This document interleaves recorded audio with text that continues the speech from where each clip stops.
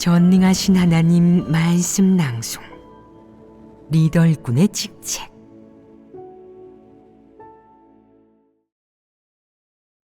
리더 일꾼의 직책 2. 5. 육적인 안위를 탐하는 측면의 문제. 육적인 안위를 탐하는 것. 이 또한 심각한 문제 중 하나이다. 너희가 말해보아라. 육적인 안위를 탐하는 모습으로는 어떤 것들이 있겠느냐?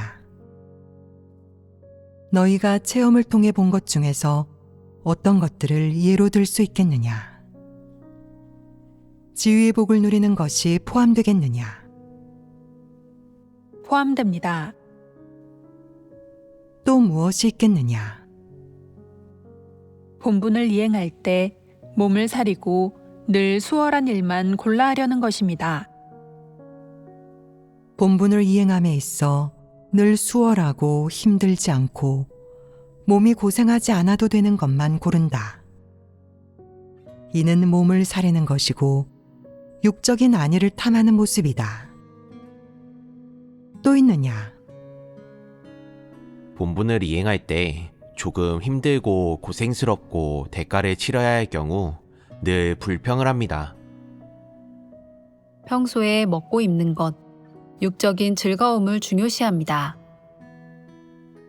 그러한 것들은 다 육적인 안위를 탐하는 모습이다. 너무 힘들고 위험 부담이 있는 일을 보면 다른 사람에게 떠넘기고 자신은 편한 일만 한다.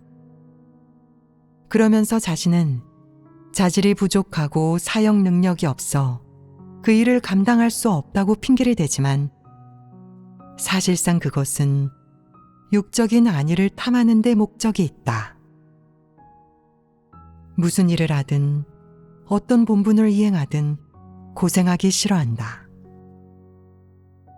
만약 일을 끝내면 홍사오로우를 먹을 수 있다고 하면 매우 빠르고 효율적으로 일을 한다. 재촉할 필요도, 강요할 필요도 없고 지켜보고 있을 필요도 없다.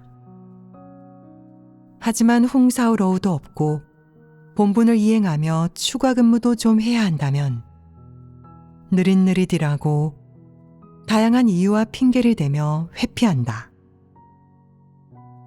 잠깐 일하고는 바로 머리가 어지럽고 다리가 저려요. 너무 피곤해요. 몸이 여기저기 다 아파요. 쉬어도 될까요? 라고 한다. 이는 어떤 문제이겠느냐? 이는 바로 육적인 안위를 탐하는 것이다. 이 밖에도 본분을 이행하면서 어렵다고만 하고 열심히 노력하려고 하지 않고 틈만 나면 쉬거나 잡담하거나 여가를 즐긴다. 사역이 바빠져서 생활 리듬과 규칙이 깨지면 언짢아 하면서 불만을 품고 원망과 불평을 늘어놓는가 하면 건성으로 본분을 이행한다. 이는 육적인 안위를 탐하는 것 아니겠느냐. 예를 들어 어떤 여성은 몸매를 유지하기 위해 매일 정해진 시간에 에어로빅을 하고 피부 미용에 좋은 시간에 잠을 잔다. 사역이 바빠져서 이런 것들이 보장받지 못하게 되면 그녀는 언짢아 한다. 안 되겠어. 이 사역을 하니 너무 방해가 되네. 내 일에 지장을 주면 안 돼. 누가 진도를 재촉해도 신경 쓰지 않을 거야. 내 페이스대로 하겠어. 요가할 시간에는 요가하고 피부 미용을 위해 잠을 자야 할 때는 잘 거야. 그래도 할 건 해야지. 나는 당신들처럼 그렇게 어리석지 않고 그렇게 죽어라 일하지 않을 거야. 몇 년 지나 폭삭 늙고 몸매도 망가지고 더 이상 날씬하지도 않으면 아무도 거들떠보지 않을 거고 스스로도 삶에 자신감이 없어져. 그녀는 자신의 육적 즐거움을 만족시키기 위해, 아름다움을 위해, 남들이 자신을 좋아하게 하기 위해, 더 자신 있는 삶을 살기 위해 본분이행이 아무리 바빠도 육적인 즐거움과 기호를 포기하지 않는다. 이것이 바로 육적인 안위를 탐하는 것이다. 사람들이 하나님께서 마음이 조급하시니 하나님의 마음을 헤아려야 합니다. 라고 말하면 그녀는 하나님께서 조급해 하셔도 저는 보지 못했어요. 저만 조급하지 않으면 됩니다. 하나님의 마음을 제가 헤아려 드리면 제 마음은 누가 헤아려 주나요? 라고 말한다. 이런 말을 하는 사람이 인성이 있겠느냐? 마귀 아니겠느냐? 또 어떤 사람들은 사역이 아무리 바쁘고 급해도 자신의 옷차림과 꾸밈새에는 영향을 받지 않는다. 그는 화장하느라 매일 몇 시간씩 소비하고 매일 무슨 옷을 입고 어떤 신발을 매치할지, 언제 피부 관리를 받고 언제 마사지를 받을지, 이런 일들을 손금 보듯이 분명하게 기억하며 조금도 허투루 하지 않는다.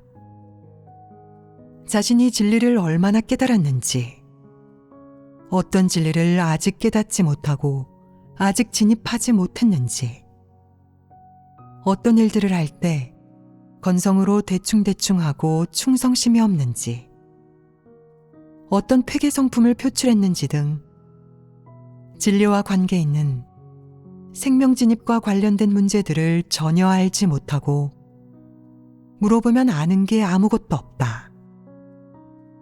하지만 육적으로 먹고 마시고 놀고 즐기는 그런 주제에 관해서는 말이 끊이지 않아서 중간에 끊을 수가 없다.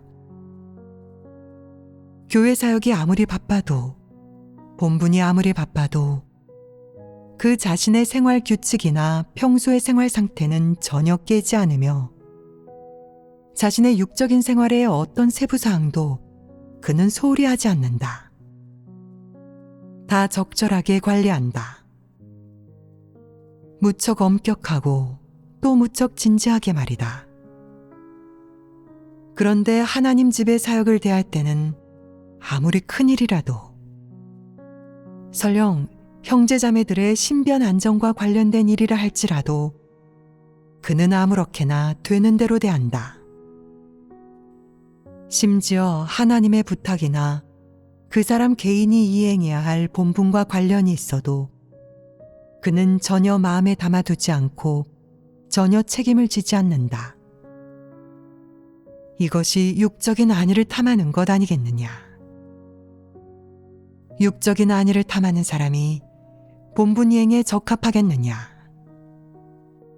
본분이행에 관한 얘기만 꺼내면, 고생하고 대가를 치르는 얘기만 꺼내면 그는 한사코 고개를 젓는다. 어려움이 너무 많다며 불평을 가득 늘어놓으며 소극적으로 군다. 이런 부류의 사람은 쓸모가 없다. 그는 본분을 이행할 자격이 없으니 도태돼야 마땅하다. 육적인 안위를 탐하는 측면에 대한 이야기는 여기에서 마치겠다. 6. 자신을 인식하는 측면의 어려움. 생명 진입 측면에서는 자신을 인식하는 것이 가장 중요하다. 하지만 대부분의 사람들이 진리를 사랑하지 않고 진리를 추구하지 않아 자신을 인식하는 것이 가장 큰 어려움이 되었다.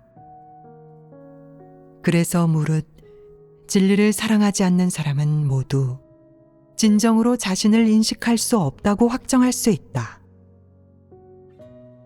자신을 인식하는 것에는 어떤 측면들이 포함되겠느냐?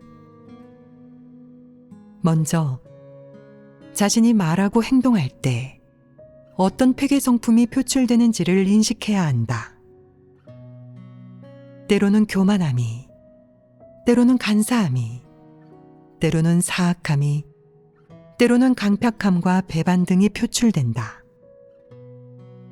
또한 일이 닥쳤을 때 자신에게 진리에 부합하지 않는 속생과 동기가 있는지 성찰해야 하며 자신의 말과 행동에 하나님을 거역하고 대적하는 부분이 있는지, 특히 본분에 대한 부담과 충성심이 있는지, 진심으로 하나님을 위해 헌신하는지, 거래를 하거나 무성의하게 대하지는 않는지 성찰해야 한다. 자신을 인식하는 것에는 또 다음의 내용이 포함된다. 하나님에 대한 관념과 상상, 사치스러운 요구, 오해와 원망이 있는지, 하나님께 진심으로 순종할 수 있는지를 인식하는 것이다. 또한 하나님이 마련한 환경, 사람, 일, 사물을 대할 때 진리를 구할 수 있는지, 하나님으로부터 받아들일 수 있는지, 하나님께 순종하는 마음이 있는지를 인식하는 것이다. 그리고 자신에게 양심과 이성이 있는지, 자신이 진리를 사랑하는 사람인지, 일이 닥쳤을 때 순종하는지 아니면 이치를 따지는지, 관념과 상상에 따라 대하는지 아니면 진리를 구할 수 있는지를 인식하는 것이다. 이 모든 것들이 자기 인식의 범주에 속한다. 다양한 환경, 사람, 일, 사물을 대하는 태도를 통해 자신이 진리를 사랑하는지, 하나님에 대한 진실한 믿음이 있는지를 반성해 보아야 한다. 만약 자신의 폐괴 성품을 인식할 수 있고 자신이 하나님을 너무 많이 거역했음을 알 수 있다면 성장한 것이다. 또한 하나님을 대하는 일이 닥쳤을 때 하나님의 이름과 성육신에 대한 관념이 있는지, 경외심을 지니고 있는지, 순종이 있는지, 특히 진리를 대할 때 어떤 태도인지를 알아야 한다. 아울러 자신의 부족함과 분량을 알아야 하고 자신에게 진리 실제가 있는지도 알아야 한다. 그뿐만 아니라 자신의 추구와 걸어가는 길이 옳은지, 하나님의 뜻에 부합하는지도 알아야 한다. 사람은 이 모든 것을 인식해야 한다. 결론적으로 자신의 여러 측면을 인식한다는 것에는 기본적으로 자신의 자질과 인품, 일 처리할 때의 속생과 동기, 자신이 표출하는 폐괴 성품과 본성 본질, 자신의 취향과 추구, 자신이 걷는 길, 자신이 이를 바라보는 관점, 자신의 인생관과 가치관, 하나님과 진리를 대하는 자신의 태도를 인식하는 것이 포함된다. 자신을 인식하는 것에는 주로 이런 측면들이 포함된다. 7. 하나님을 대하는 사람의 다양한 모습. 생명진입 측면에 관한 다음 내용은 하나님을 대하는 사람의 다양한 모습이다. 예를 들어 하나님에 대한 관념이 생기고 하나님을 오해하고 경계하며 하나님께 무리한 요구를 하고 마음속으로 늘 하나님을 피하려고 하며 마음속으로 하나님의 말씀을 좋아하지 않고 늘 하나님을 연구하려 하는 것이다. 또한 하나님의 전능을 완전히 이해하거나 밝게 알지 못하며 하나님의 주제와 안배 및 하나님의 권병에 대해 늘 의심하는 태도를 가지고 있고 전혀 인식하지 못하는 것이다. 하나님에 대한 이방인이나 세상의 비방과 모독을 회피하지도 부정하지도 않을 뿐만 아니라 그것이 사실인지 진짜인지를 알아보고 싶어 한다. 이는 하나님을 의심하는 것 아니겠느냐? 이 외에 또 무엇이 있느냐? 하나님을 추측하고 시험합니다. 하나님의 환심을 사고 아첨합니다. 하나님의 감찰을 받기 싫어합니다. 하나님의 감찰을 받기 싫어하는 동시에 하나님이 사람의 폐부와 심장을 감찰하는 것을 의심한다. 하나님께 대항하기도 합니다.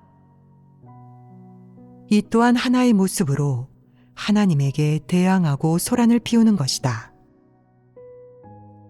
거만하고 멸시하는 태도로 하나님을 대하며 하나님과 대화하고 일처리를 한다. 더 있느냐? 하나님을 무성의하게 대하고 기만합니다. 하나님을 원망합니다. 일이 닥치면 늘 순종하지 않고 진리를 구하지도 않으며 늘 자신의 이치를 따지고 늘 원망한다. 또한 하나님을 판단하고 모독합니다. 지위를 두고 하나님과 다툽니다. 하나님과 거래를 하고 하나님을 이용합니다. 하나님을 부정하고 버리고 배반합니다. 이는 모두 본질적인 문제이며 사람이 하나님을 대할 때 생기는 다양한 내적 상태와 표계 성품이다. 하나님을 대하는 사람의 다양한 모습은 대체로 이런 것들이다. 8. 진리를 대하는 사람의 태도와 다양한 모습. 생명 진입에 관한 또 다른 항목의 내용은 진리를 대하는 측면이다. 이 측면에는 어떤 모습들이 있느냐? 진리를 이론적 구호나 규례로 삼고 자신이 교회에 얹혀 살거나 지위의 복을 누리기 위한 미천으로 삼는다. 너희가 더 보충해 보아라. 진리를 정신적인 의지처로 삼습니다. 진리를 자신의 정신적인 의지처로 삼아 자신의 정신적인 필요를 충족시키는 것이다. 진리를 받아들이지 않고 진리를 싫어합니다. 이것은 진리를 대하는 태도이다. 하나님 말씀은 다른 사람을 폭로하는 것이지 자기와는 상관이 없다고 생각하며 자신을 진리의 주인으로 간주합니다. 이러한 모습을 매우 적절하게 표현했다. 그는 하나님이 말씀한 이런 진리를 자신이 다 이해하고 있으며 하나님이 폭로한 사람의 표계 성품과 표계된 본질은 모두 다른 사람을 말하는 것이지 자신을 말하는 것은 아니라고 생각한다. 그는 자신을 진리의 주인으로 간주하여 항상 하나님 말씀으로 다른 사람을 꾸짖는다. 마치 자신에게는 폐괴 성품이 없으며 자신이 이미 진리의 화신이자 진리의 대변인이라도 된 것처럼 말이다. 이는 어떤 작자이겠느냐? 진리의 화신이 되고 싶어 하다니 바울 아니겠느냐? 바울은 예수가 그리스도이며 하나님임을 부정하였고 자신이 그리스도가 되려 했으며 하나님의 아들이 되고자 했다. 이런 부류의 사람은 바울이나 마찬가지이다. 바로 바울 부류의 사람이며 적그리스도이다. 또 있느냐? 하나님 말씀을 평범한 사람의 말로 여깁니다. 진리로 삼아 실행하지 않으며 하나님 말씀을 경시하고 무성의한 태도로 대합니다. 하나님 말씀을 진리로 받아들이거나 실행하지 않고 사람의 말로 대하는 것. 이것이 그 중 하나다. 하나님 말씀을 이방의 철학 이론과 연계시킵니다. 하나님 말씀과 철학을 연계시키고 하나님 말씀을 장식품이나 빈말로 여긴다. 하지만 명사와 위인의 명언을 진리로 삼고 지식과 전통문화, 풍습을 진리로 여겨 하나님 말씀을 대신한다.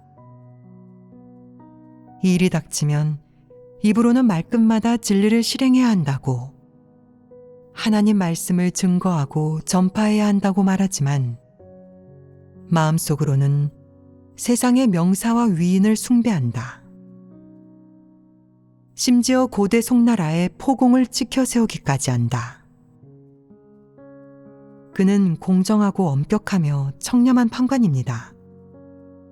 단 한 번도 공정하지 않은 판결이 없었어요. 그의 손을 거쳐간 사건 중에는 억울한 사건이 하나도 없었고 그의 작두 아래에서 억울하게 죽은 목숨도 없었어요. 이는 명사와 성현을 지켜 세우고 숭배하는 것 아니겠느냐.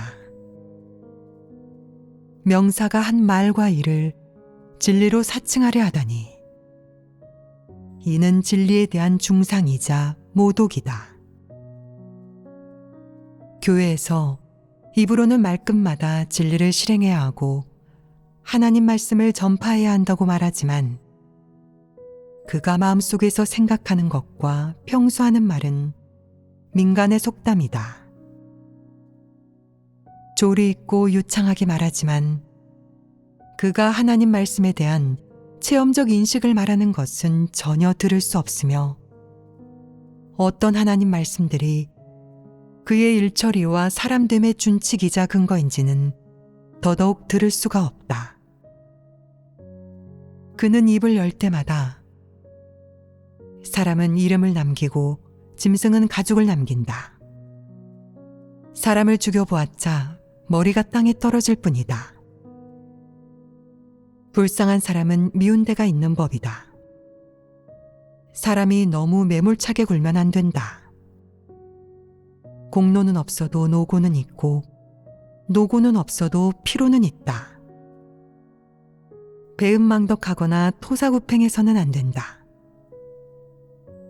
일벌백계 닭을 죽여 원숭이에게 보여주다. 신임 관리가 의욕이 대단하다. 등과 같은 말을 하는데 이는 모두 궤변이며 한마디도 진리인 것이 없다. 어떤 사람은 현대 시인의 말을 외울 수 있고 또 그것을 하나님 집 영상에 댓글로 달기도 하는데 이는 영적인 이해력이 없는 모습 아니겠느냐. 그 말들이 진리이겠느냐. 진리와 관련이 있겠느냐. 어떤 사람은 걸핏하면 머리 위 삼척에 신이 지켜보고 있다. 선과 악 모두 응보가 있다. 응보를 받지 않는 것이 아니라 때가 되지 않은 것이다. 라고 하는데 이 말이 진리이겠느냐? 이 말은 어디에서 온 것이겠느냐? 하나님 말씀에 있느냐? 이는 불교 문화이지 하나님을 믿는 일과는 관계가 없다. 관계가 없는데도 사람들이 늘 이런 말을 진리와 연관시킨다. 이것이 바로 영적인 이해력이 없는 모습이다. 하나님을 위해 헌신하겠다는 의지를 좀 갖고 이렇게 말하는 사람이 있다. 하나님 집에서 저를 발탁하였고 하나님께서 저를 높여주셨습니다. 그러니 저는 선비는 자신을 알아주는 사람을 위해 죽는다라는 말을 실천해야 해요. 내가 선비도 아닐 뿐더러 하나님도 너에게 죽으라고 하지 않았다. 본분 이행에 그렇게 엄청난 사기가 필요하겠느냐. 내가 살아서도 본분을 제대로 이행하지 못하는데 죽으면 가능해지겠느냐.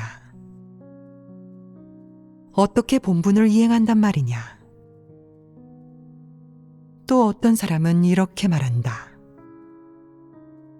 저라는 사람은 천성적으로 의리를 중시하는 기분파라서 벗을 위해서라면 어떤 희생도 감수하는 걸 좋아해요. 하나님께도 마찬가지입니다. 하나님께서 저를 택하시고 발탁하시고 높여주셨으니 하나님의 은혜에 보답해야 합니다. 저는 반드시 하나님을 위해 죽을 때까지 온갖 희생을 감수하겠습니다. 이것이 진리이겠느냐? 하나님이 그렇게 많은 말씀을 했는데 어째서 그는 한마디도 기억하지 못하느냐? 그는 교제를 할 때마다 늘 다른 말 할 필요 없어요. 선비는 자신을 알아주는 사람을 위해 죽습니다. 벗을 위해서라면 어떤 희생도 감수해야 하고 의리를 지켜야 합니다.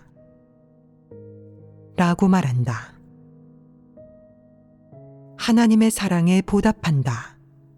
라는 말조차 할 줄 모른다. 이렇게 수년간 설교를 듣고 수년간 하나님 말씀을 읽었는데도 진리를 전혀 알지 못하고 영적 용어조차 말할 줄 모른다. 이것이 바로 진리에 대한 그의 마음속 인지와 정의이다. 말해보아라. 불쌍하지 않으냐? 우습지 않으냐? 이것이 영적인 이해력이 없는 모습 아니겠느냐? 그렇게 많은 설교를 듣고도 진리를 깨닫지 못하고 진리가 무엇인지 알지 못하면서 당당하게 그런 마귀적인 말, 황당하고 터무니없는 말, 우습게 짝이 없는 말로 진리를 대체한다. 자신이 마음속으로 그렇게 생각하고 그렇게 이해할 뿐만 아니라 끊임없이 다른 사람들에게 전파하고 전수하여 그들도 자신처럼 이해하게 한다. 이는 방해와 교란의 성질을 지닌 것 아니겠느냐. 보아하니 진리를 깨닫지 못하고 영적인 이해력이 없는 이 사람들은 매우 위험하다. 언제 어디서나 방해하고 교란하는 일, 황당하고 터무니없는 일을 할 수도 있다. 진리를 대하는 측면에 또 어떤 모습들이 있겠느냐. 진리를 멸시합니다. 자신의 관념과 부합하면 받아들이지만 자신의 관념과 부합하지 않으면 받아들이지 않고 실행하지 않습니다. 자신의 관념에 부합하면 받아들이고 실행하지만 자신의 관념에 부합하지 않으면 일률적으로 반발하고 정죄한다. 이는 일종의 태도이다. 진리가 자신의 폐괴 성품을 해결할 수 있고 자신을 바꿀 수 있다는 것을 믿지 않습니다. 진리를 인정하지 않고 믿지 않는 것. 이 또한 일종의 태도이다. 또 다른 모습이 하나 있는데 그것은 바로 진리를 대하는 태도와 관점이 기분, 환경, 정서에 따라 변하는 것이다. 오늘 기분이 좋고 정서가 매우 고조되면 진리는 정말 좋아. 진리는 모든 긍정적인 사물의 실제이고 인류가 실행하고 전파할 가장 가치 있는 것이야. 라고 생각하지만 기분이 나쁘면 또 진리가 뭔데? 진리를 실행하면 무슨 이익이 있는데? 돈이라도 벌 수 있어? 진리가 뭘 바꿀 수 있는데? 진리를 실행한다고 해서 뭐가 달라지나? 내가 실행하지 않으면 어쩔 건데? 라고 생각한다. 마귀의 성품이 튀어나온 것이다. 이와 같은 모습들이 전부 사람이 진리를 대할 때 표출하는 성품과 다양한 내적 상태이다. 또 어떤 구체적인 모습들이 있겠느냐? 하나님 말씀을 진리와 생명으로 여기지 않고 연구하고 분석합니다. 학자의 마음가짐으로 하나님 말씀을 대하고 늘 지식에 근거하여 진리를 분석하고 연구하며 조금도 받아들이고 순종하는 태도가 없다. 진리를 대하는 측면의 어려움 중 정의할 만하고 개괄적인 제목으로 삼을 만한 것은 대략 이런 것들이다. 생명진입 측면에 관한 어려움과 관련된 내용은 총 8개 측면이 있으며 이 8개 측면은 모두 생명진입을 통해 구원받는 것과 관련된 주요 어려움이다. 이 8개 측면에서 사람이 표출하는 내적 상태와 성품은 하나님 말씀에 다 폭로되어 있으며 하나님은 이미 사람들에게 요구를 제시하고 실행의 길을 가르쳐 주었다. 만약 사람이 하나님 말씀에 공을 들일 수 있고 진지하고 갈망하는 태도를 지닐 수 있으며 자신의 생명 진입에 부담을 가질 수 있다면 이 8개 측면의 문제는 하나님 말씀에서 전부 관련된 진리를 찾아 해결할 수 있다. 실행의 길도 다 있으니 이는 해결하지 못할 어려운 문제가 아니며 비밀도 아니다. 만약 사람이 자신의 생명 진입에 대해 아무런 부담이 없고 진리와 성품 변화에 대해 전혀 관심이 없다면 하나님 말씀이 아무리 분명하고 정확해도 너에게는 그저 문자와 도리일 뿐이다.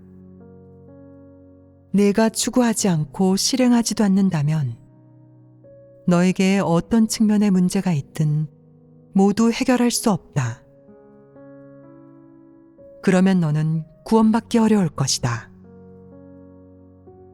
어쩌면 내가 영원히 봉사자의 단계에 머물러 있게 될 수도 있고 어쩌면 영원히 구원받지 못하거나 하나님께 버림받아 도태되는 단계에 머물게 될지도 모른다.